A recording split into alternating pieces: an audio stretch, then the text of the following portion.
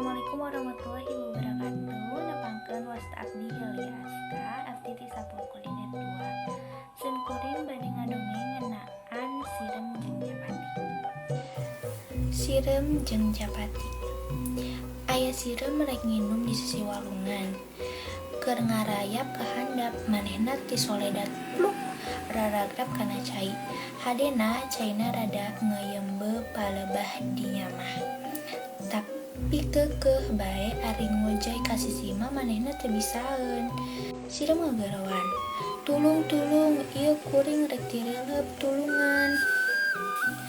Kabeneran aya Japati keur cindetan dina dahan kai anu nyodor ka luhureun cai.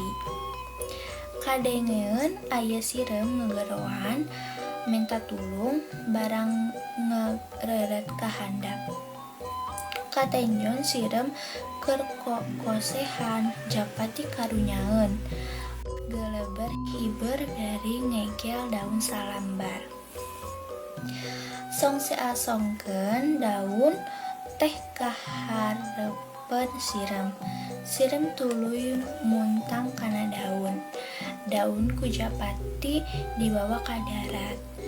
Sok digolerkeun kana tanah. Sirem pohara nganuhunkeun ka Japati.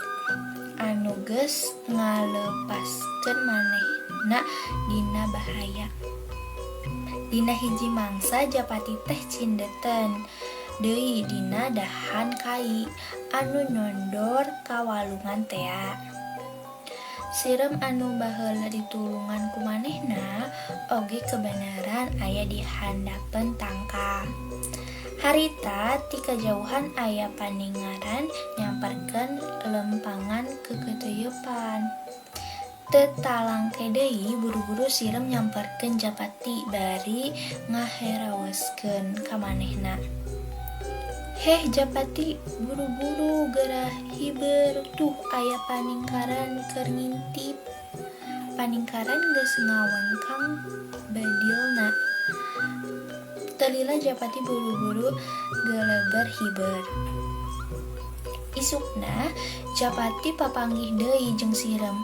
Cek Japati, "Nuhun pisan sakadang sirem, kuring geus ditulungan ku anjeun lepas tina balai." Jawab sirem, "Ari eta mah kapanan kawajiban sarerea nulungan batur anu rek meunang cilaka eta wajib. Komo ieu mah kuring ayeuna hirup keneh teh lantaran geus ditulungan ku sampean."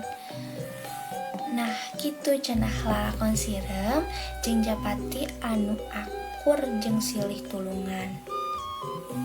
Pesan moral nu tiasa dicandak dina dongeng ieu nyaeta nulungan batur anu rek meunang cilaka teh eta kawajiban. Emang kawajiban urang sarerea kudu kitu.